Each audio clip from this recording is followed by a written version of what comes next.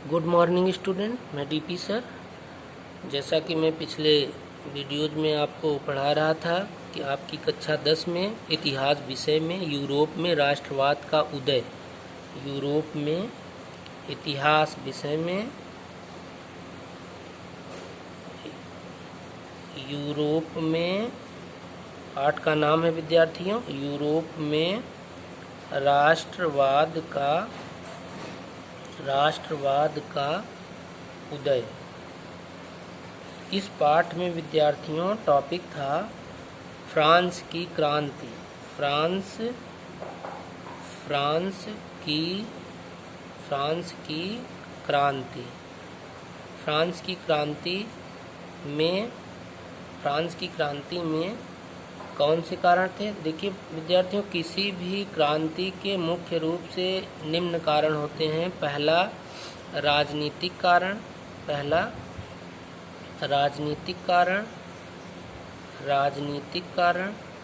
दूसरा सामाजिक कारण और तीसरा आर्थिक कारण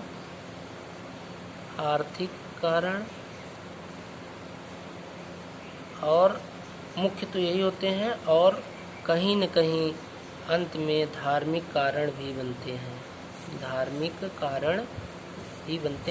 इसमें बौद्धिक वर्ग विद्यार्थियों आते हैं जिन पर जनता बहुत विश्वास करती है, क्योंकि धर्म से जुड़े होते हैं। तो उसी क्रम में विद्यार्थियों हम लोग फ्रांसीसी क्रांति के राजनीतिक कारण के बारे में पिछले वीडियोज में पढ़ा। तो आज हम आपको फ्रांस की क्रांति के राजनीतिक कारण कौन कौन से थे, ये आपको बताना हम ज़रूरी समझ रहे हैं। इसलिए आप लोग इसको ध्यान से क्रमवार प्रमुख बिंदुओं को आज आप जान लें। जैसा कि मैंने आपको पिछले वीडियोज में इनके बारे में भी बताया, तो आगे भी इस तरीके से आपके पास ऐसे वीडियोस आते रहेंगे। तो राजनीतिक कारण कह रहा विद्यार्थियों, फ्रांस की क्रांति के जो राजनीतिक कारण थे,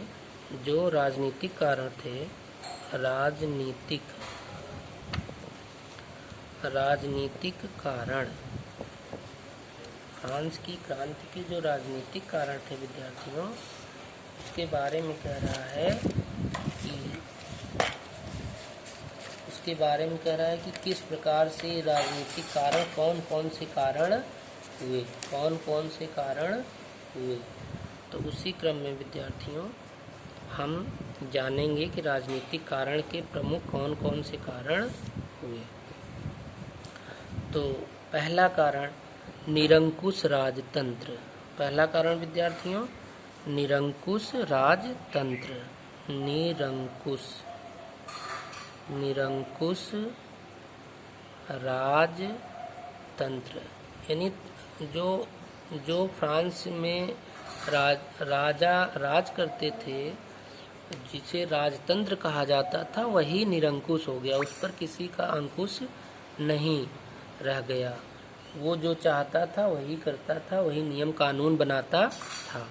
दूसरा कारण विद्यार्थियों अयोग्य राजा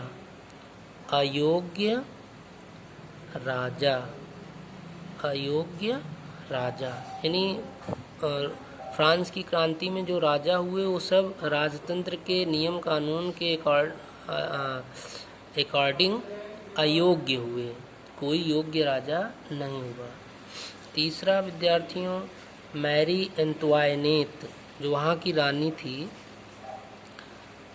रानी थी वो कौन थी विद्यार्थियों? मैरी एंटवाइनेट।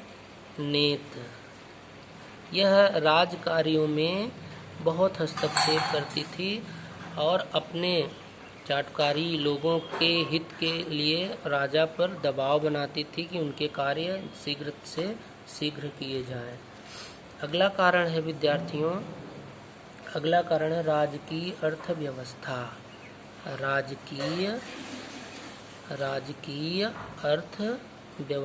राजकीय अर्थव्यवस्था भी चरमरा गई थी विद्यार्थियों। फ्रांस की क्रांति में जो राजकीय अर्थव्यवस्था थी वह चरमरा गई थी।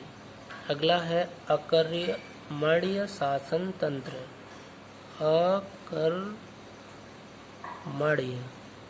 अकर्मण्य शासन तंत्र। यह शासन तंत्र में किसी भी की सलाह नहीं ली जाती थी। जैसा मैंने बताया, जो मन में आता था इधर से उधर, जो सही था वो भी, जो गलत था वो भी, कुछ भी चीज़ें राजतंत्र के द्वारा आदेशित कर दी जाती थी। अगला कारण विद्यार्थियों प्रशासनिक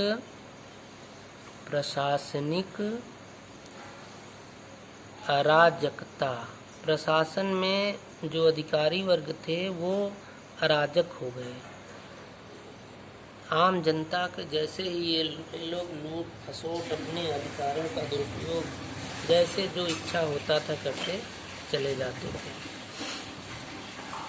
और अगला पॉइंट है विद्यार्थियों भ्रष्ट नौकरशाही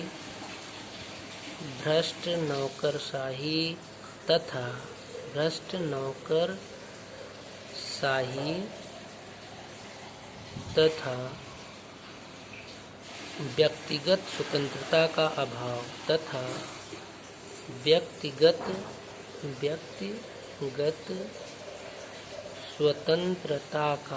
स्वतंत्रता का अभाव।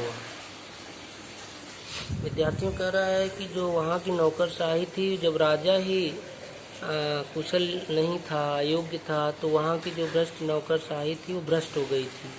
जो नौकरशाही थी वहाँ वो भ्रष्ट हो गई थी, एवं लोगों की जो व्यक्तिगत स्वतंत्रता थी, फ्रीडनेस थी, उसका अभाव हो गया। लोग अपने आप को स्वतंत्र नहीं समझ पा रहे थे। आए दिन कुछ न कुछ उनके साथ होता रहता था। तो विद्यार्थियों, ये फ्रांसीसी क्रांति के राजनीतिक कारणों में ये प्रमुख कारण थे, जिनमें मैंने आपको निरंकुश राजतंत्र, अयोग्य राजा, मैरी एंटवाइनेट तक हेडिंग्स पढ़ा दी, बिंदु पढ़ा दिए। आज हम लोग उसी क्रम में राजकीय अर्थव्यवस्था के बारे में पढ़ने जा रहे हैं। राजकीय अर्थ